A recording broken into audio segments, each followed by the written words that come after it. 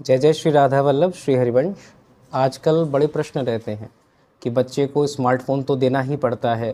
अब उसकी ज़िद पकड़ लेता है, ऑनलाइन होमवर्क भी आते हैं, तो स्कूल से पढ़ाई भी अब स्मार्टफ़ोन के द्वारा होती है। तो बच्चे को जब हम स्मार्टफ़ोन दें, जब टच का फ़ोन दें, उस समय हमें क्या क्या सावधानी रखनी चाहिए। देखिए, अब उसमें चीज़ें तो हैं ऐसी, कुछ ऐसी चीज़ें हैं, कोई भी चीज़ वो सर्च कर सकते हैं, यूट्यूब है, गूगल पे जाकर। अब वो किसी भी प्रकार की हो, गंदी हो, अच्छी हो, वो आ ही जाएगी। तो उससे बचने का क्या उपाय है?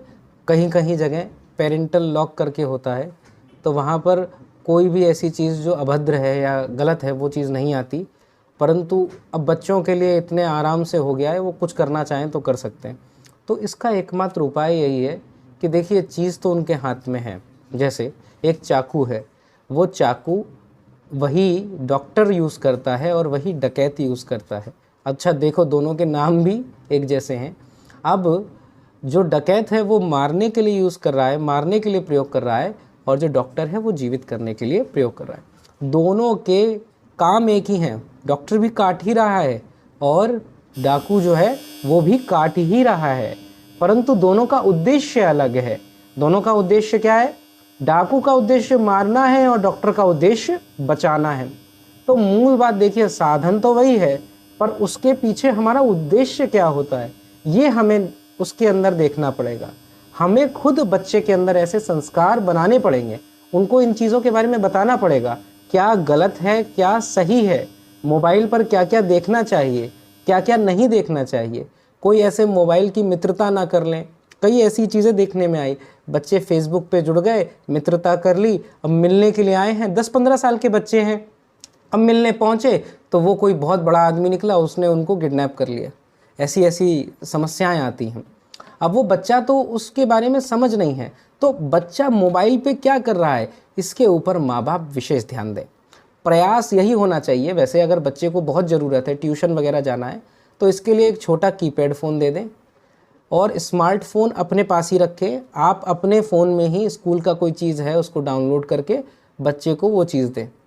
आपके फ़ोन में रहेगा तो आप उस पे नियंत्रण रख सकते हो कि मेरा बच्चा कितनी देर के लिए प्रयोग कर रहा है, क्या प्रयोग कर रहा है।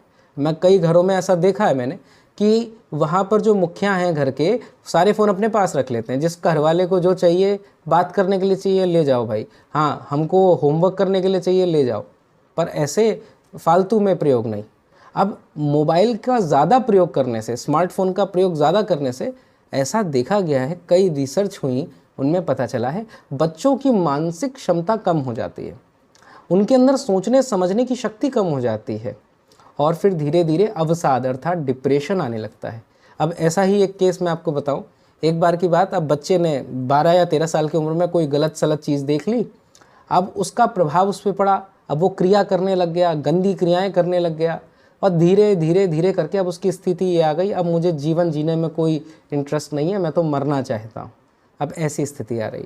तो जब हम बच्चों के हाथ में मोबाइल दे रहे हैं तो ये एक औजार, एक बहुत बड़ा टूल है, इसको देखना पड़ेगा कि वो कैसे प्रयोग करते हैं, क्योंकि उनके हाथ में हम बहुत बड़ा अस्त्र दे रहे हैं। अब इससे वो चाहें तो बहुत सारी चीज़ें बना भी सकते हैं, बहुत सारी चीज़ें सीख सकते हैं। आजकल YouTube के ऊपर आपको सत्संग मिल जाएगा, आपको धर्म की बातें मिल जाएंगी, आपको स्कूल से जुड़े हुए चैप्टर मिल जाएंगे, उनको बच्चे पढ़ सकते हैं और उसका गलत प्रयोग भी कर सकते हैं। कोई गलत चीज़ देखना हो गया, मूवी देखना हो गया, वो सब फ़ोन पे कर सकते हैं। तो हमें अभिभावक के रूप में, पेरेंट्स के रूप में ये ध्यान देने की ज़रूरत है, हमारा बच्चा मोबाइल पे क्या कर रहा है। पहली बात, ये पता होना चाहिए कि मोबाइल पे क्या कर रहा है, कैसे कर रहा है। अब देखो, जड़ चेतन गुण दोषमय, हर जगह गुण हैं, दोष भी हैं। अब इस स्मार्टफोन के गुण भी बहुत हैं। आप जो चीज़ चाहो वो सर्च करके मिल जाएगी। आपको सत्संग सुनना है, आप ऑस्ट्रेलिया अमेरिका कहीं बैठे हो, सत्संग सुनने को मिल जाएगा। आपको कोई अगर चैप्टर समझना है बच्चे को, तो वो चैप्टर भी समझ सकता है। उसके अच्छे प्रयोग भी हैं, पर इसमें नियंत्रण की ज़रूरत होती है। और मैंने देखा है बड़े बड़े 21-22 साल के जो लोग होते हैं, वो भी मोबाइल को प्रयोग करते हुए नियंत्रण खो बैठते हैं। वो ध्यान नहीं देते, एक रील आई, अब दूसरी रील आई, छोटी वीडियो, शॉर्ट वीडियो आई, अब देखते देखते देखते देखते 1 घंटा कब निकल गया पता भी नहीं चलता। जब बड़े बच्चों के संग ये स्थिति है तो छोटे बच्चों का क्या कहना।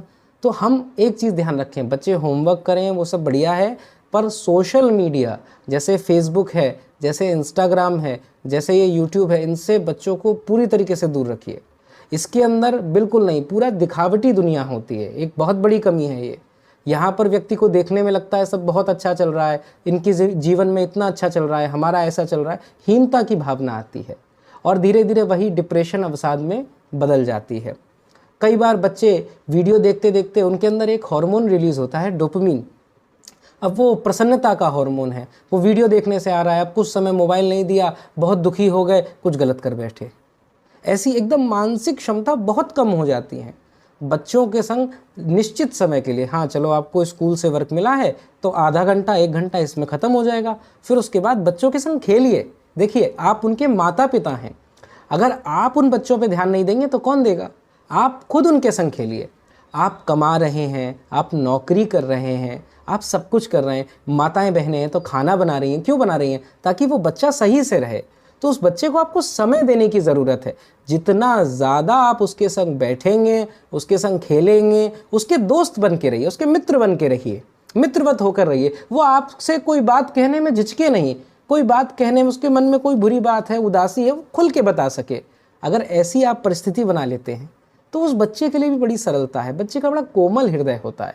आप यूँ समझिए, जैसे एक कुम्हार है, उसके पास में कच्ची मिट्टी पड़ी है, अब उससे वो घड़ा बना रहा है, उसके लिए उसको तपाना भी पड़ेगा, तो बच्चे को कभी कभार डांटना मारना भी पड़ता है, परंतु उसको बड़ा ध्यान रखना पड़ता है। एक भी हाथ हल्का सा ज़्यादा हो गया तो वो पूरी का पूरा जो घड़ा है वो बर्बाद हो जाएगा। तो इसीलिए आप अवश्य ध्यान रखें, स्मार्टफोन आज के समय की एक ज़रूरत बन गई है।